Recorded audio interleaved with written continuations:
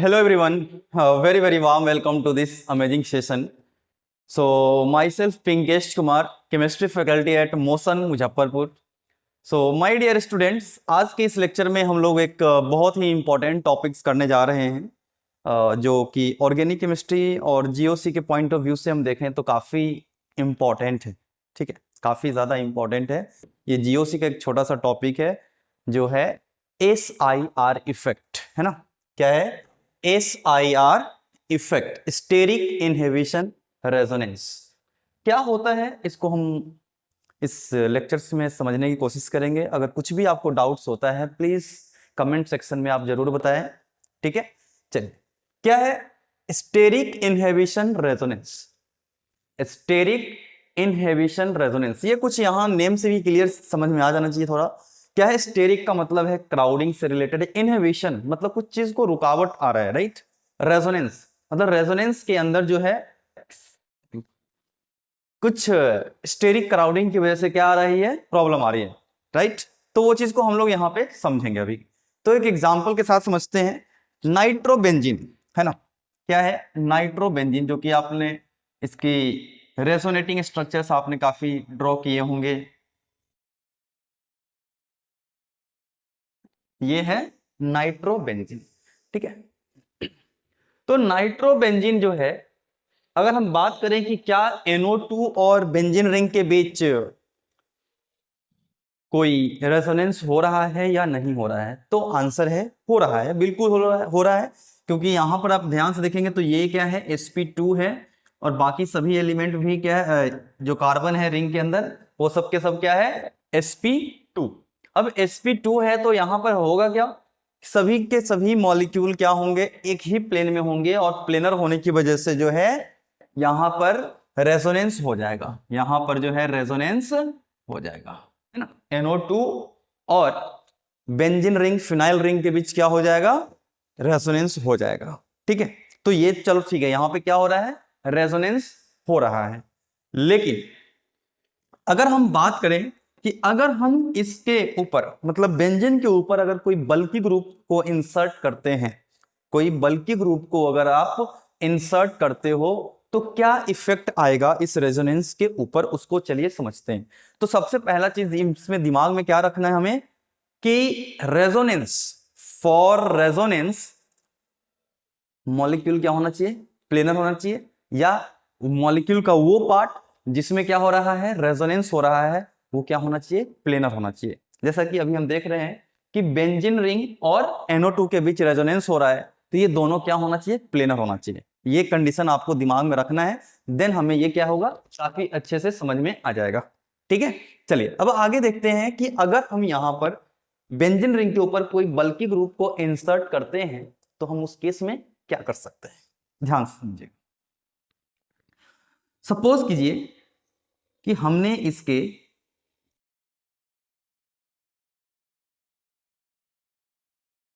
एक ortho position पे एक बल्की ग्रुप लेकर आ गया. क्या है, एक ऑर्थो पोजीशन पे हमने क्या ले आया, हमने लेकर आ गया बल्की ग्रुप. क्या होगा यहां पर, इसका क्या इफेक्ट डालेगा इस ग्रुप के ऊपर. तो ध्यान सुनिएगा बच्चों, बहुत ही इंपॉर्टेंट कॉन्सेप्ट होता है, बिकॉज इस कॉन्सेप्ट को हम यूज करते हैं एसिडिक स्ट्रेंथ को फाइंड आउट करने में, इस इफेक्ट को यूज करते हैं बेसिक स्ट्रेंथ में. तो ये चीज ध्यान रखना है आपको, क्योंकि अगर ध्यान नहीं रखेंगे तो कुछ प्रॉब्लम हो सकती है ना. अब इस पॉइंट पे अगर हम बात करें कि इस CH3 के आने से क्या इफेक्ट हुआ, उसको समझना पड़ेगा हमें. अब देखो ध्यान से कि यहां पर जो है अभी फिलहाल दोनों मतलब बेंजीन रिंग, इस केस में देखिएगा पहले वाले में बेंजीन रिंग और NO2 क्या थे, प्लेनर थे आपस में. ठीक है, प्लेनर था तो रेजोनेंस हो गया. दोनों के दोनों क्या थे आपस में, मान लो एक बेंजीन रिंग है और एक NO2 है, तो ये दोनों आपस में क्या था, प्लेनर था, तो दोनों के बीच रेजोनेंस हुआ.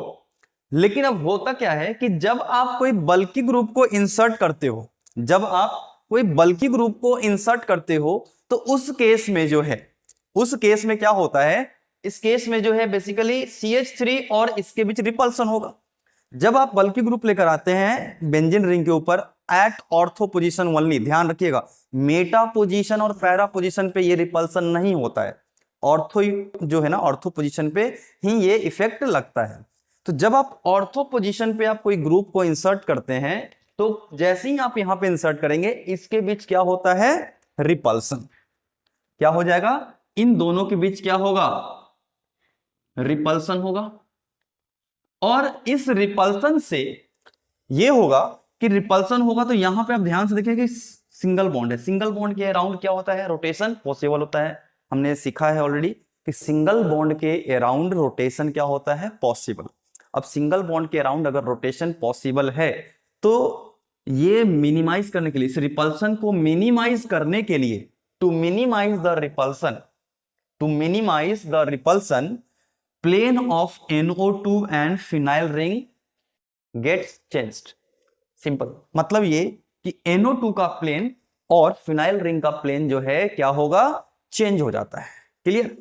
अब दोनों का जैसे ही यहां पे चेंज हो जाएगा नॉन प्लेनर हो जाएंगे। कहने का मतलब ये कि पहले जो है बेंजीन रिंग फिनाइल रिंग कुछ इस तरीके से था, अब कुछ चेंज हो जाएंगे बिकॉज ऑफ रिपल्सन, क्योंकि रिपल्सन को मिनिमाइज करने के लिए ये क्या करेगा, अपने आप को थोड़ा सा चेंज करेगा। और जैसे ही चेंज किया दोनों में क्या हो गया, दोनों नॉन प्लेनर हो गए आपस में, और जैसे ही दोनों के बीच प्लेनेटी खत्म, रेजोनेंस नहीं होता है, और this is known as steric inhibition resonance, SIR effect. Clear है। तो ये चीज आई होप कि ये चीज समझ में आ गया होगा। अब जो है इस रिपल्सन की वजह से क्या हो गया, both are not in same plane, so there will be no resonance and it is known as SIR effect. चलिए तो क्लियर हो गया होगा ये पॉइंट। तो हम लोग आगे बढ़ते हैं और अगले लेक्चर में जो है हम इससे रिलेटेड कुछ क्वेश्चंस कर लेंगे और इसका क्या एप्लीकेशन है हम डेफिनेटली इसको अगले लेक्चर्स में सीखेंगे।